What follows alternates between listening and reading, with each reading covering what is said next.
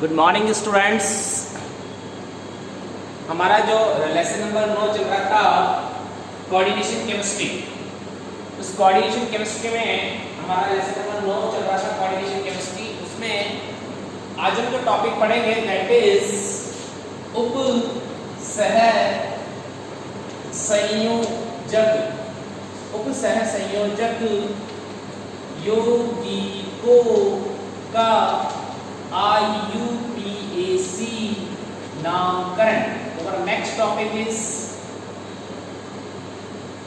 उपसंयोजक यौगिकों का IUPAC नामकरण, कि ये जो उपसंयोजक यौगिक होते हैं इनका IUPAC नामकरण कैसे किया जाता, ये हमारा नेक्स्ट टॉपिक है।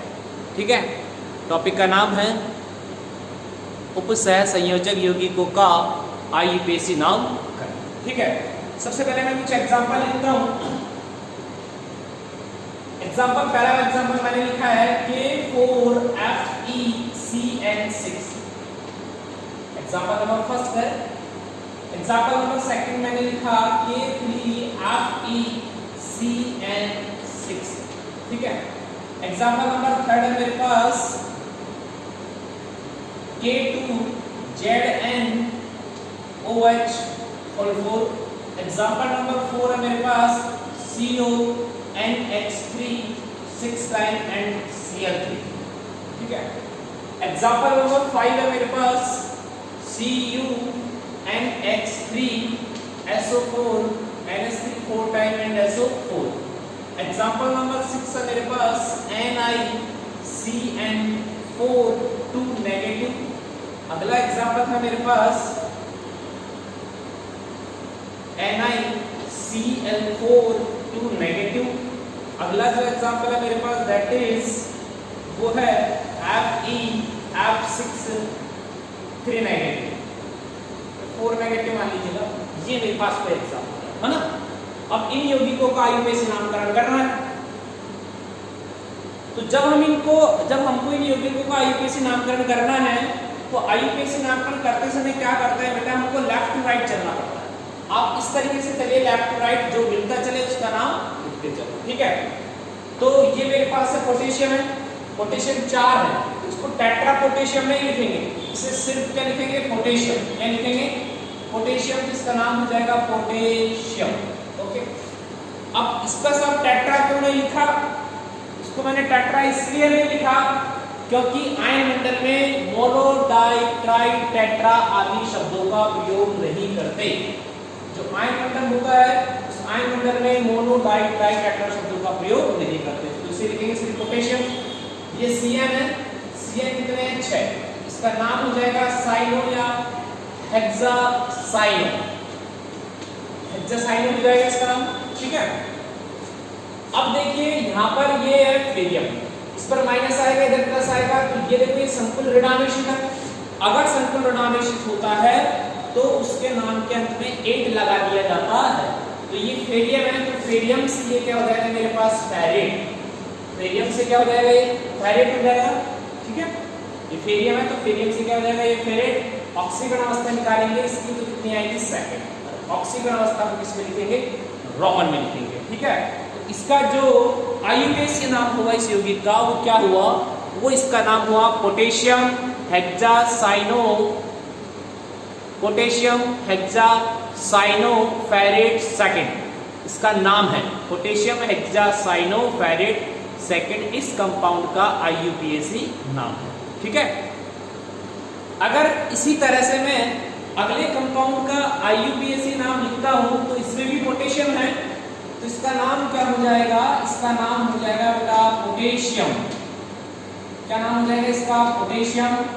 ठीक है, पोटेशियम वही हेक्सा 6 ये लिगैंड के लिए मोनो डाई ट्राई टेट्रा शब्दों का प्रयोग करते हैं, तो ये हो जाएगा हेक्सा, वही साइनो है तो ये क्या लिखेंगे, हेक्सासाइनो। यहाँ FeF ये माइनस आ रहा है इसके ऊपर, तो क्या लिखेंगे, फेरेट। यहाँ पर ऑक्सीकरण अवस्था निकालेंगे तो कितनी आएगी, 3। कितनी आएगी, 3 आएगी। इसका नाम हो जाएगा पोटेशियम हेक्सासाइनोफेरेट थर्ड। अब सवाल ये है कि सर आपने इसके ऑक्सीकरण अवस्था कैसे निकाली, तो देखिए यहां मैंने लिखा K3 और FeCN6 है ना। अब आप बेटा क्या करो, इसको आयोनाइज करो। इसको आयोनाइज करो तो पोटेशियम पर प्लस चार्ज आता है कि नहीं आता? आता है। पोटेशियम है कितने 3, तो यहाँ पे लग जाएगा 3, मैं प्लस का साइन लगाओ, यहाँ क्या हो जाएगा Fe और ये Cn6 हो जाएगा, और माइनस आएगा, ये माइनस आएगा, ये माइनस आएगा। भाई चार्ज तो बैलेंस करना ही पड़ेगा ना। यहाँ का 4 धनावेश है तो उसको बराबर करने के लिए यहाँ पर 4 धनावेश लगाने पड़ेंगे। अब माना कि Fe की ऑक्सीजन अवस्था कितनी है, वही x, फिर किसका साइन लगाएंगे प्लस का, Cn पर आवेश कौन सा -1 मल्टीप्लाई बाय 6 बराबर -3। तो मेरे पास क्या हो जाएगा x - 6 बराबर -3, ठीक है। तो x बराबर -3 और प्लस का 6, x बराबर मेरे पास क्या जाएगा प्लस का 3। इसलिए मैंने इसकी ऑक्सीजन अवस्था को कितना लिखा है, 3 लिखा है। तो इस यौगिक का जो नाम होगा वो इसका नाम होगा पोटेशियम हेक्सासाइनोफेरेट थर्ड। इसका नाम हो जाएगा पोटेशियम हेक्सासाइनोफेरेट थर्ड, इसका आईयूपीएसी नाम। अगले सर ये Fe होता है, फेरियम होता है, आपने फेरेट को लगाया क्योंकि यहाँ पर देखो ये संकुल ऋणावेशित है। अगर कोई धातु ऋणावेशित संकुल में होती है तो उसके नाम के अंत में बेटा क्या लगा दिया जाता है, 8 लगा दिया जाता है। तो फेरियम से क्या हो गया, ये फेरेट हो गया। फेरियम से क्या हो गया, ये फेरेट हो गया, ठीक है। तो इस तरह से आपको देखना है। ओके, अब चलते हैं आगे। या पोटेशियम होगा या डाइपोटेशियम होगा, डाइपोटेशियम, इसका नाम हो जाएगा डाई पोटेशियम, डाई पोटेशियम, ठीक है। यहाँ पर क्या है OH है, OH का नाम क्या होता है बेटा, हाइड्रोक्सो, कितने हैं 4, तो यहाँ पर क्या आएगा टेट्रा, इसका नाम हो जाएगा टेट्रा हाइड्रोक्सो। टेट्रा हाइड्रोक्सो, ये जिंक है तो ये क्या हो जाएगा जिंकेट, जिंक से क्या हो जाएगा जिंकेट। ऑक्सीजन अवस्था कितनी आएगी इसकी, सेकंड, जिसका नाम हो जाएगा di potassium, di potassium, di potassium tetra hydroxo zincate second, इसका आईयूपीएसी नाम होगा। इसी तरह इसका लिखेंगे तो देखो अब यहाँ पर ये लास्ट में, तो लास्ट में लिखेंगे तो यहाँ पर ये कितने अमीन, NH3 का क्या नाम होता है बेटा, अमीन। मैंने वो टेबल बताया किसमें, तो ये कितने 6, इसका नाम हो जाएगा हेक्सा, इसका नाम हो जाएगा हेक्सा अमीन। क्या नाम हो जाएगा इसका, हेक्सा अमीन। और ये यहाँ ऋणावेश आएगा, धनावेश आएगा। अब ये संकुल धनावेशी का ना, तो यहाँ 8 नहीं लगेंगे, इसको डायरेक्ट क्या लिखेंगे, कोबाल्ट में लिखेंगे, कोबाल्ट लिखेंगे। ऑक्सीजन अवस्था कितनी आएगी इसकी, 3, कितनी आएगी 3। अब इसको क्लोराइड लिखोगे, ट्राइक्लोराइड, सिर्फ क्लोराइड लिखेंगे क्योंकि ये आयन मंडल आ गया। आयन मंडल में मोनोडाइडाइड नहीं लगाते तो ये क्या हो जाएगा क्लोराइड। सर आप इसको कभी क्लोरो लिख देते हो, कभी क्लोराइड लिख देते हैं। क्लोरो तो जब लिखेंगे जब ये लिगैंड का काम करेगा, लिगैंड का अगर ये काम करता तो ये अंदर लिखते इसको, अब लिगैंड है नहीं तो क्या लिखेंगे इसे क्लोराइड। इसका आईयूपीएसी नाम क्या हो जाएगा, हेक्साअमीन। इसका जो बेटा आईयूपीएसी नाम हो जाएगा वो हो जाएगा बेटा hexaammine cobalt third chloride, hexaammine cobalt third chloride, इसका आईयूपीएसी नाम, ठीक है। अब इसी तरह से उनके आईयूपीएसी नाम लिखेंगे तो यहाँ पर देखो ये क्या है बेटा, अमीन है, क्या है ये अमीन, तो अमीन कितने हैं 4, इसका नाम क्या हो जाएगा टेट्रा अमीन, इसका नाम हो जाएगा टेट्रा अमीन हो जाएगा, ठीक है। अब यहाँ पर देखो माइनस आएगा, SO4 पर माइनस ही आता है, या प्लस आएगा तो इसको सिर्फ क्या लिखेंगे, कॉपर लिखेंगे। ऑक्सीजन अवस्था क्या आएगी इसकी, सेकंड आएगी। और ये मेरे पास क्या जाएगा सल्फेट, क्या जाएगा सल्फेट, इसका नाम हो जाएगा tetra amine copper second sulphate, tetra amine copper second sulphate इसका नाम होगा। इसी तरह इसका नाम लिखेंगे तो इसका नाम क्या हो जाएगा टेट्रा, क्या नाम हो जाएगा इसका tetra cyano, tetra cyano, 4 cyano है तो टेट्रा साइनो हो जाएगा। ऋणावेश होता है तो निकिल का क्या हो जाएगा निकिलेट, टेट्रा साइनो निकिलेट। ऑक्सीजन अवस्था कितनी आएगी सेकंड, और इसके आगे क्या लगेगा आयन, इसका नाम हो जाएगा टेट्रा साइनो निकिलेट सेकंड आयन। इसका अगर अपन नाम लिखे तो इसका नाम क्या होगा, देखिए इसका नाम क्या हो जाएगा, इसका नाम हो जाएगा टेट्रा, इसका नाम हो जाएगा tetra chloro, tetra chloro nickelate, tetra chloro nickelate second ion, क्या नाम हो जाएगा tetra chloro nickelate second ion. यहाँ पर ये कितने अच्छे हैं, इसका नाम क्या हो जाएगा hexa fluoro, fluoroferrate, hexa fluoroferrate second ion, hexa fluoroferrate ferrate second ion इसका नाम होगा। ठीक है, तो इस तरह से हम इन कंपाउंड के आईयूपीएसी नाम लिखें। ठीक है, इस तरीके से हम इन कंपाउंड के आईयूपीएसी नाम लिखेंगे। तो आपको पता लग गया क्या क्या आईयूपीएसी नाम है। पहला जो कंपाउंड है, इस पहले कंपाउंड का आईयूपीएसी नाम हुआ मेरे पास पोटेशियम हेक्सासाइनोफेरेट सेकंड। इसमें मैंने आयन नहीं लगाया क्योंकि ये आयन है ही नहीं। अगला जो है उसका नाम हो जाएगा पोटेशियम हेक्सासाइनोफेरेट थर्ड। ठीक है, ये भी आयन नहीं है। अब इन दोनों में बस ऑक्सीकरण अवस्था का डिफरेंस है। ऊपर वाले में ऑक्सीकरण अवस्था सेकंड है और नीचे वाले में ऑक्सीकरण अवस्था कौन सी है, थर्ड है। इसी तरह एक और यौगिक है मेरे पास, इसका नाम क्या हो जाएगा, डाइपोटेशियम हो जाएगा। सॉरी मिस्टेक हो गया, यहाँ पोटेशियम नहीं, डाइपोटेशियम नहीं लगेगा, सिर्फ और सिर्फ यहाँ क्या लगेगा, पोटेशियम लगेगा। Sorry, I am very sorry. ये क्या लगेगा, पोटेशियम टेट्राहाइड्रोक्सो, ये हो जाएगा पोटेशियम टेट्राहाइड्रोक्सो जिंकेट सेकंड। ये क्या हो जाएगा, पोटेशियम टेट्राहाइड्रोक्सो जिंकेट सेकंड। इसी तरह अगला है, अगले में देखो लिगेंड कौन सा है, अमीन। तो अगले में लिगेंड अमीन है, इसलिए इसका नाम जो मेरे पास होगा वो अमीन हेक्सा, 6 लिगेंड है तो हेक्सा हो जाएगा। इसका नाम हो जाएगा हेक्सा अमीन। इसका नाम हो जाएगा हेक्सा अमीन कोबाल्ट थर्ड क्लोराइड। ठीक है, इसको ट्राइक्लोराइड नहीं लिखेंगे। क्यों नहीं लिखेंगे, क्योंकि ये आयन मंडल है। सामान्य मंडल में जो होता है वो लिगेंड होता है, उससे पहले मोनो डाई ट्राई टेट्रा शब्दों का प्रयोग करते हैं। जहां इसकी जो ऑक्सीकरण अवस्था है वो 3 है, इसको रोमन में लिखेंगे। इसमें लिखेंगे रोमन में। अगला जो है मेरे पास दैट इज टेट्रा अमीन। अगला है वो है बेटा मेरे पास tetra amine copper second sulphate है। Tetra amine copper second sulphate है। ठीक है, और जो अगला है उसका नाम क्या है, इसमें देखो साइनो लिगेंड है। अब साइनो लिगेंड है तो टोटल साइनो कितने हैं इसमें बेटा, 4। इसका नाम हो जाएगा साइनो हो जाएगा, टेट्रासाइनो हो जाएगा, टेट्रासाइनो। इसका नाम हो जाएगा टेट्रासाइनो निकलेट सेकंड आयन। इसका नाम हो जाएगा टेट्रासाइनो निकलेट सेकंड आयन इसका नाम।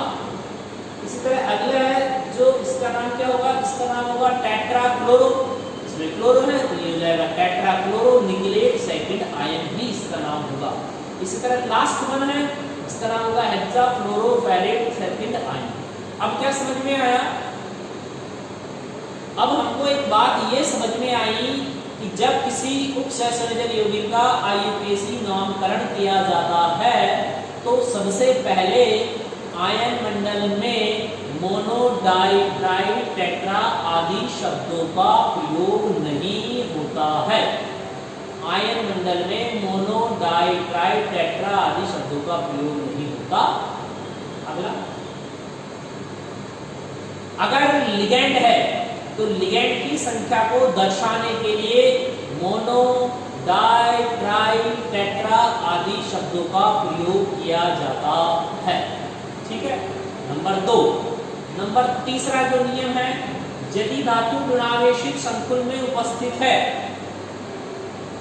यदि कोई धातु ऋणावेशित संकुल में उपस्थित है और उसमें यदि कोई धातु ऋणावेशित संकुल में उपस्थित है और तो उसमें धातु के नाम के अंत में हम क्या जोड़ देंगे बेटा, 8।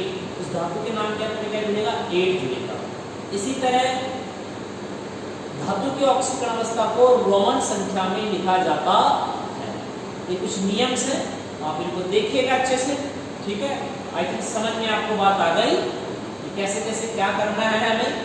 ठीक है, चलिए कुछ और एग्जांपल मैं आपको बताता हूँ, उससे और क्लियरिटी आ जाएगी आपके कंसेप्ट में। ठीक है, अच्छे एग्जांपल्स मैं आपको और बता देता हूँ।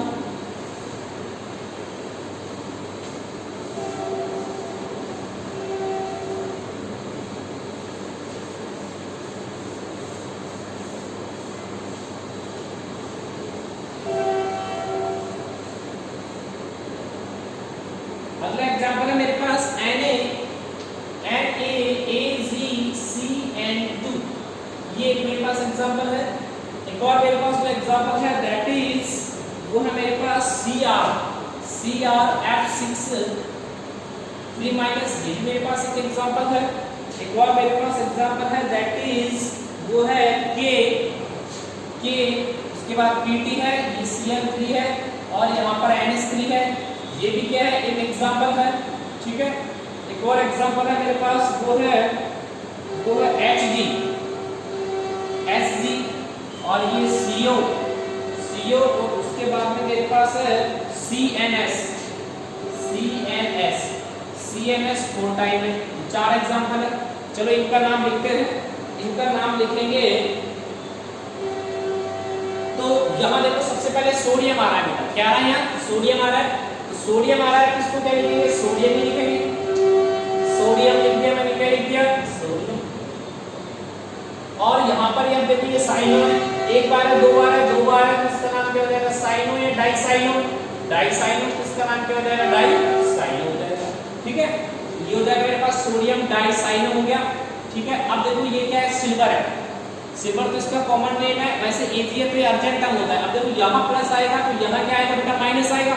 यहाँ माइनस आएगा तो ये अर्जेंटम, अर्जेंटम की जगह ये क्या हो जाएगा? अर्जेंटेट। क्या हो जाएगा? अर्जेंटेट। और ऑक्सीजन अवस्था क्या आ जाएगी? इसकी फर्स्ट आ जाएगी। ऑक्सीजन अवस्था क्या आ जाएगी? इसकी फर्स्ट। तो ये जो कंपाउंड है ना, इस कंपाउंड का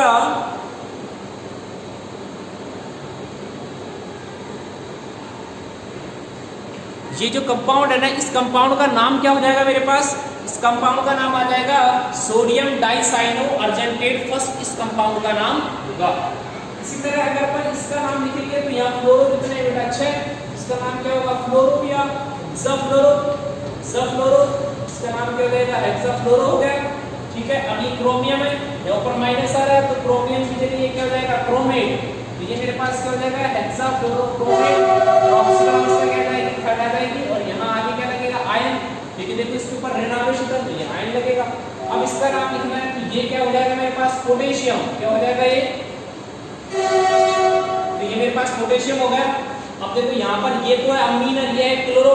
अल्फाबेट में देखोगे तो अमीन पहले आता है, तो ये क्या हो जाएगा? पोटेशियम अमीन। पोटेशियम अमीन हो जाएगा। क्लोरो की जगह क्या हो जाएगा? क्लोरो या ट्राइक्लोरो। ये हो जाएगा ट्राइक्लोरो, पोटेशियम अमीन ट्राइक्लोरो हो जाएगा। ठीक है, ये प्लेटिनम की जगह क्या हो जाएगा? प्लेटिनेट। प्लेटिनेट हो जाएगा। इसकी ऑक्सीजन अवस्था क्या आएगी बेटा? सेकंड आएगी। तो इस तरह इस कंपाउंड का नाम भी हम लिख सकते हैं। ये Hg है बेटा, और आपको अच्छी तरह पता है Hg का नाम क्या होता है? मरकरी। क्या होता है? मरकरी। तो ये हो जाएगा मरकरी। ठीक है, अब ये थायोसाइनेटो कितने? 4। इसका नाम हो जाएगा tetra thiocyanato. Tetra thiocyanato. Cobalt है ना, अगर ये कोबाल्ट है तो इसी का लिखेंगे कोबाल्टेट। कोबाल्टेट हो जाएगा। ऑक्सीजन अवस्था क्या हो जाएगी बेटा? इसकी ऑक्सीजन अवस्था जाएगी सेकंड हो जाएगी। तो इस तरीके से हम कंपाउंड का नाम आईयूपीएसी नाम लिख सकते हैं। ठीक है, तो पहला जो कंपाउंड है इसका नाम क्या हो गया? सोडियम डाइसाइनो अर्जेंटेट फर्स्ट है। दूसरे का नाम क्या होगा? पोटेशियम फ्लोरो क्रोमेट थर्ड आयन हो जाएगा। अगले का नाम क्या हो जाएगा? पोटेशियम अमीन ट्राइक्लोरो प्लेटिनेट सेकंड हो जाएगा। अगले का नाम mercury tetra thiocyanato cobaltate second हो जाएगा। इस तरह हम इनके नाम लिख सकते हैं। तो मैं आपको क्या बता रहा हूँ, किस तरीके से यौगिकों का आईयूपीएसी नाम लिखा जाता। अब और भी कंपाउंड्स हैं जो मैं आपको बताता हूं। देखिए, एक हमारे पास धातु कार्बोनिल भी होते हैं। क्या होते हैं हमारे पास? धातु कार्बोनिल। तो कई बार तो धातु कार्बोनिल का नाम भी आपसे लिखवाते हैं, लिखवा देगा। ठीक है, तो धातु कार्बोनिल के नाम देखो आप कैसे लिखोगे। धातु कार्बोनिल में मेरे पास आ गया NiCO4 आ गया। सपोज करो एक तो NiCO4 आ गया, एक मेरे पास क्या आ गया? FeCO5 आ गया। ठीक है, एक मेरे पास क्या आ गया? CrCO6 आ गया। CrCO6। एक मेरे पास CrCO6 आ गया। एक मेरे पास क्या आ गया? COCO6 आ गया। CO ये कोबाल्ट है और ये कार्बोनिल है। COCO6 आ गया। ठीक है, एक मेरे पास आ गया MN3CO बाहर आ गया। अब इनका नाम लिखना है। तो ये धातु कार्बोनिल है सारे के सारे। और धातु कार्बोनिल में ध्यान रखना, धातु कार्बोनिल जो होते हैं उन धातु कार्बोनिल में धातु की ऑक्सीकरण अवस्था शून्य होती है।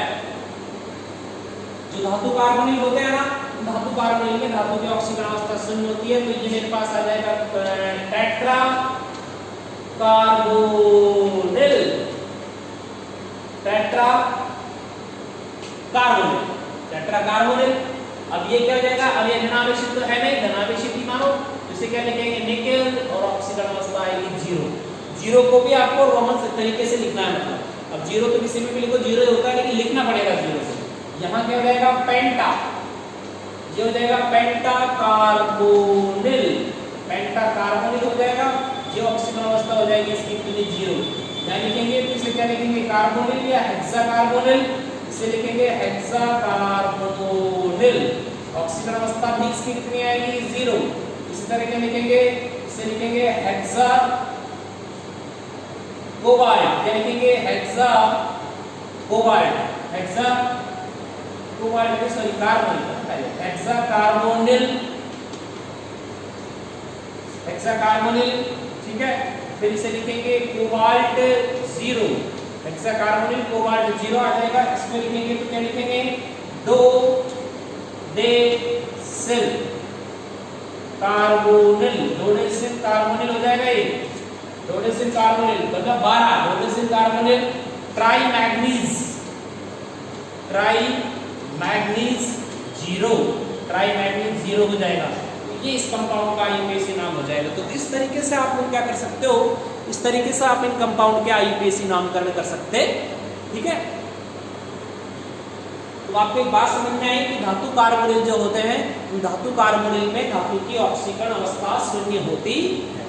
जो बेटा हमारे पास धातु कार्बोनिल होंगे ना, उन धातु कार्बोनिल में धातु की ऑक्सीकरण अवस्था हमारे पास शून्य होगी। जो हमारे पास धातु कार्बोनिल होंगे, उन धातु कार्बोनिल में धातु की ऑक्सीकरण अवस्था हमारे पास शून्य, ठीक है। अब देखिए कुछ नियम यहाँ पर निकल के आए, नियम ये निकल के आए जब किसी उत्सर्जनशील यौगिक का आईयूपीएसी नामकरण किया जाता है। पहला नियम जो हमको समझ में आया कि जब किसी यौगिक के उत्सर्जनशील यौगिक का आईयूपीएसी नामकरण किया जाता है तो आयन मंडल में, इसमें आयन मंडल में जो आयन मंडल होता है, उस आयन मंडल में मोनो, डाई, ट्राई, टेट्रा शब्दों का प्रयोग नहीं करते हैं, पहला। दूसरा सामान्य मंडल होता है, सामान्य मंडल में जो लिगेंड होता है, इस लिगेंड के लिए मोनो, डाई, ट्राई, टेट्रा शब्दों का प्रयोग करता है। मैं नहीं कह रहा, ये आईयूपीएसी कह रही है, आईयूपीएसी के नियम है, ठीक है।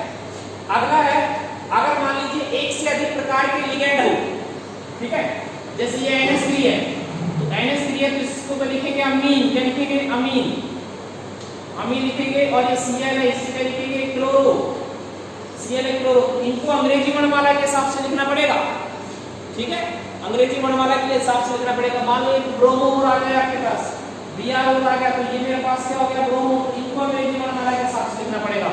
सबसे पहले अमीन आएगा, फिर ब्रोमो आएगा, फिर क्लोरो लिखना पड़ेगा, ठीक है। इसका चौथा जो नियम है वो ये है कि मान लीजिए कोई संकुल ऋणावेशित है और उसमें ऋणावेशित संकुल में अगर धातु है तो धातु के नाम के अंत में क्या लगाएंगे एक, जैसे क्रोमियम का क्या लिखेंगे क्रोमेट, निकेल का क्या लिखेंगे निकिलेट, निकिलेट लिखेंगे, इस तरह के लगाएंगे उनमें वो लगाएंगे, ठीक है, एट लगाएंगे। और मान लीजिए धातु की ऑक्सीकरण अवस्था को गुरु कोष्टक में रोमन में लिखेंगे, धातु की जो ऑक्सीकरण अवस्था होगी उस धातु की ऑक्सीकरण अवस्था को बेटा अपन किस में लिखेंगे रोमन में लिखेंगे। ये कुछ आईयूपीएसी के रूल्स हैं कार्बनिक यौगिकों का आईयूपीएसी नामकरण करने के लिए, तो इनको आप अच्छे से देखिएगा, अच्छे से सुनिएगा और अच्छे से समझिएगा, ठीक है बेटा। आई थिंक आपको ये बातें समझ में आ गई होंगी।